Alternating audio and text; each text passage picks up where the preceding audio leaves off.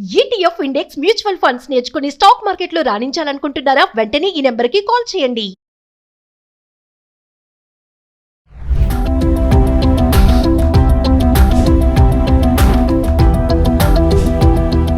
నమస్తే, welcome back to Suman TV. Present మనతో పాటు ఉన్నారు అనలిస్ట్ మందర్ కృష్ణారెడ్డి గారు.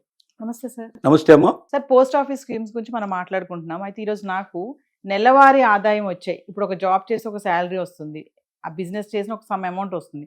అలాగే పోస్ట్ ఆఫీస్లో కూడా కొన్ని పథకాల్లో నెలవారీ ఆదాయం వచ్చే పథకాలు ఏమైనా ఉన్నాయా? ఒకసారి మా వ్యూవర్స్. పోస్ట్ ఆఫీసు ఒక మంచి పథకాన్ని తీసుకొచ్చింది. ఈ పథకం ప్రకారంగా రిటైర్ అయిన వారు కానీ, గృహిణి కానీ, నిరుద్యోగులు కానీ నెలసరి కొంత ఆదాయం వాళ్ళకి, అంటే ఆల్రెడీ వస్తున్న ఆదాయానికి ఇంకొంచెం ఆదాయం తోడైతే సులభంగా ఎవరి దగ్గర చేబదులు చేయాల్సిన అవసరం లేకుండా, ఎవరి దగ్గర చేజాపాల్సిన అవసరం లేకుండా నెలంతా సాఫీగా పూర్తి చేసుకోవడానికి బడ్జెట్కి ఎంత తక్కువ పడుతుందో చూసుకొని దాని ప్రకారంగా కొంత అమౌంట్ను మనం డిపాజిట్ చేయగలిగితే పోస్ట్ ఆఫీస్లో నెలవారీగా మనకు వడ్డీ లభించే అవకాశం ఉంది.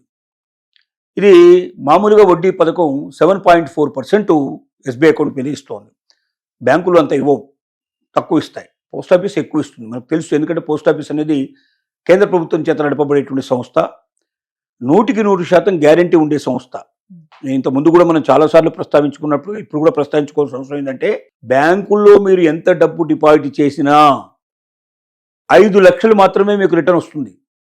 అంటే మీరు 5 లక్షల లోపల ఏదైనా డబ్బు దాంట్లో మీరు పెట్టుబడి పెట్టుకుంటే, రేపొద్దున మీరు దాచుకున్నట్టయితే ఏదైనా ఆ బ్యాంకు నష్టాల పాలైనా, లేకపోతే కాలిపోయడం జరిగినా, అట్లాంటివి ఏమైనా జరిగినప్పుడు, ఏదైనా అనుకోని సంభవాలు జరిగినప్పుడు మీకు రిటర్న్ వచ్చేది, రిఫండ్ వచ్చేది ఎంత అంటే 5 లక్షలు మాత్రమే వస్తుంది. అంటే మీరు ₹1,00,00,000 దాచిపెట్టినా మీకు వచ్చేది 5 లక్షలే. ఒకవేళ 5 లక్షల లోపల దాచిపెడితే దానికి ఎంత అవుతుందో దాని ప్రకారంగా లెక్క కట్టిస్తారు. 3 లక్షలు దాచిపెట్టే 3 వస్తాయి మీకు. 5 లక్షలు అయితే 5 లక్షలు వస్తాయి. 5 లక్షల పైన అయితే మాత్రం మీకు వచ్చేది 5 లక్షలే. కానీ పోస్ట్ ఆఫీస్ లోపల ఎంత డబ్బు దాచిపెట్టినా ఏ ఒక్క రూపాయి మీకు నష్టం కాదు, ప్రతి రూపాయి మీకు చెల్లుబాటు అవుతుంది. కారణం ఏంటంటే ఇది 100% సెంట్రల్ గవర్నమెంట్. నేషనలైజ్డ్ బ్యాంకులో కూడా 51% మాత్రమే బ్యాంకు గవర్నమెంట్ సంబంధించిన దాంట్లో షేర్స్ ఉంటాయి. మిగిలినటువంటి 49% ప్రైవేట్ వాళ్ళకి ఇచ్చే అవకాశాలు ఉంటాయి. సెంట్రల్ గవర్నమెంట్ నడిపేటువంటి పోస్ట్ ఆఫీసుల్లో మాత్రం 100% గవర్నమెంట్ది తప్ప ప్రైవేట్ వాళ్ళకు దీంట్లో ఎక్కడ అవకాశం లేదు. కాబట్టి కేంద్ర ప్రభుత్వం చేత నడిపించేటువంటి సంస్థ కాబట్టి మన డబ్బు లక్షలు కాదు, 10 లక్షలు దాచుకున్నా, 25 లక్షలు దాచుకున్నా, ఒకవేళ పోస్ట్ ఆఫీసులు దివాలా తీసినా, లేకపోతే పోస్ట్ ఆఫీసులో ఎత్తేసినా, ఏ జరిగినా సరే కేంద్ర ప్రభుత్వం మన డబ్బుని పువ్వుల్లో పెట్టి మన చేతులు పెడుతుంది. మనం భయపడాల్సిన అవసరం లేదు, నిశ్చింతగా నిద్రపోయే అవకాశం ఉంది. ఇది దృష్టిలో పెట్టుకోవాల్సింది. ఇప్పుడు కొత్త పథకం గురించి మనం మాట్లాడుకున్నాం. కొత్త పథకం లోపల ఏంటంటే, ఎవరైనా ఒకవేళ ₹1000 ఈ పథకాన్ని ప్రారంభించవచ్చు. ₹1000 స్టార్ట్ చేయొచ్చు. అలా ఒకవేళ వాళ్ళు ఎవరైనా ఒక ₹1000 నుంచి ₹1,00,000, ₹1,50,000 పెట్టారనుకుందాం ఒకేసారి. ఈ ₹1,50,000 దాచుకున్నట్టయితే వాళ్ళకి వచ్చేది ఎంత ఆదాయం? ప్రతి నెల సుమారుగా 925 రూపాయలు సుమారుగా వస్తుంది వాళ్ళకి. ₹1,50,000 పెడితే ఎవ్రీ మంత్ ₹925 వాళ్ళకి చేతి. అలా కాకుండా ₹3 లక్షలు దాచుకున్నట్టయితే ₹2,225 దాకా సుమారుగా వాళ్ళకి వచ్చే అవకాశాలు ఉన్నాయి. ఒకవేళ వాళ్ళు సింగిల్ పర్సన్, ఒక్కరు మాత్రమే అయితే 9 లక్షలు మాత్రమే పెట్టాలి. ఒకరికి మ్యాక్సిమం పెట్టగలిగే డబ్బు ఎంత దీంట్లో అంటే 9 lakhs మాత్రమే సింగిల్ అకౌంట్ కింద. అలాగే ఇద్దరు కలిసి అయితే 15 లక్షలు పెట్టచ్చు. సింగిల్ అకౌంట్ కింద మాత్రం 9 లక్షలు మాత్రమే దాచుకోవాలి. 9 లక్షలు దాచుకున్నట్టయితే సుమారుగా వాళ్ళకి ఎంత వస్తుంది? 5,250 రూపాయల నుంచి 5,500 రూపాయల మధ్యలో వచ్చే అవకాశాలు ఉన్నాయి. ఒకవేళ వీళ్ళు 15 లక్షలు ఇద్దరు కలిసి జాయింట్ గా దాచుకుంటే 9,250 రూపాయల నుంచి పెడితే 9,750 దాకా వీళ్ళకి వచ్చే అవకాశాలు ఉన్నాయి. అంటే సుమారుగా 10,000 రూపాయలు అన్నమాట. అంటే ఇద్దరు కలిసి 15 లక్షల రూపాయలు దాచుకుంటే ప్రతి నెల వాళ్ళకి సుమారుగా 10,000 రూపాయలు వస్తుంది. ఇంత వడ్డీ మనకు ఎక్కడ ప్రైవేట్ దగ్గరలో దొరకదు మనకు. అంటే ప్రైవేట్ వాళ్ళు అంటే ఎవరికైనా ఇస్తే రూపాయి వడ్డీ ఇస్తాం, ₹2 వడ్డీ ఇస్తామని ఆశ పెడతారు మనకు. కానీ రేపు పొద్దున వాడు మొత్తం మనకు డబ్బు ఇవ్వకుండా ఎగ్గొట్టినా మనం ఆశ్చర్యపడాల్సిన అవసరం లేదు. దానికి ఏ కోర్టుకు పోయి మనం ఎక్కడి నుంచి కూడా డబ్బు తెచ్చుకునే అవకాశం మనకు లేదు. కానీ ఇక్కడ ఏంటంటే 100% పక్కా మన డబ్బు ₹1 ఎక్కడికి వెళ్ళదు.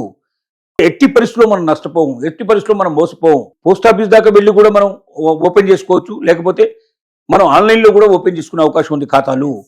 ప్లస్ ఆన్లైన్లో మనం వడ్డీ మనం తీసుకునే అవకాశం ఉంది. మనం పోస్ట్ ఆఫీస్ దాకా వెళ్లాల్సిన అవసరం కూడా లేదు.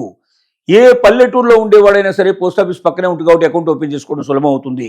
చదువు రాని వాళ్ళైనా ఓపెన్ చేసుకోవచ్చు, చదువు వచ్చిన వాళ్ళైనా ఓపెన్ చేసుకోవచ్చు. ఇంత ఈజీగా, ఇంత 100% గ్యారంటీ ఉండే పద్ధతిలో ఇంత ఎక్కువ వడ్డీ రేట్లు, అంటే నిబంధనల ప్రకారంగా చట్టబద్ధంగా ఇంత ఎక్కువ వడ్డీ రేటు రావడం అనేది చాలా కష్టంతో కూడుకున్న పని. అలాంటి ఒక వడ్డీ రేటు ఇచ్చేటువంటి అవకాశం ఉన్నటువంటి పోస్ట్ ఆఫీసుల్ని ప్రతి ఒక్కరు ఆలోచన చేయాలి. మన దగ్గర డబ్బు ఉంటే ఊరికే మన దగ్గర పెట్టుకుంటే కన్నా ఇందులో పెట్టుకోవడం మంచిది. ప్రైవేట్ వాళ్ళకి ఎవరికైనా ఇస్తే అసలే డబ్బులు రాకపోయినా మనం ఆశ్చర్యపడాల్సిన అవసరం లేదు. అలాంటి ఎందుకు ఒక రిస్కులో మనం వెళ్ళడం ఎందుకు? నిజాయితీగా హాయిగా నీతిగా మన డబ్బు మనకు చేతికి వచ్చేట్టుగా వడ్డీ కూడా నెలకు వచ్చేట్టుగా పెట్టుకుంటే వడ్డీ తక్కువ అయినప్పటికీ, అంటే తక్కువ అంటే నేను అనేది ప్రైవేట్ వాళ్ళతో పోలిస్తే తక్కువ అవుతుంది తప్ప మిగతా బ్యాంకులతో పోలిస్తే ఇక్కడ ఎక్కువే. కాబట్టి ఏ బ్యాంకులోనో పెట్టి రేపు పొద్దున 9 లక్షలు మన దగ్గర ఉందని పెట్టేసాం, సింగిల్గా ఎంట్రీ చేసుకుంటే డబుల్గా ఇద్దరు కలిపి 15 లక్షలు పెట్టారు. ఒకవేళ 15 లక్షలు ఉన్న బ్యాంక్ ఏదైనా దివాలా తీస్తే మీ చేతికి వచ్చేది ఎంత? 5 లక్షలు వస్తుంది. కానీ ఇక్కడ అట్లా కాదు, 15 లక్షలకు 15 లక్షలు వస్తుంది. ప్రతి నెల వడ్డీ అక్కడికన్నా ఇక్కడ ఎక్కువ వస్తుంది. కాబట్టి దేనికోసం మనం బ్యాంకులో పెట్టాలి? పోస్ట్ ఆఫీసులు మన దగ్గరగా ఉంటాయి. ఊళ్ళలో ఉండే వాళ్ళకి బ్యాంకుల్లో అనుభవంగా ఉండవు. ఊళ్ళో పల్లెటూరులో ఉండేవాడు ఏ మండలం ఎట్టుకోకపోవాలి, ఎక్కడికో డిస్ట్రిక్ట్ ఎట్టుకోకపోయి ఎక్కడో ఓపెన్ చేయాలి. వాడు బ్యాంకులు దగ్గరగా ఉండవు.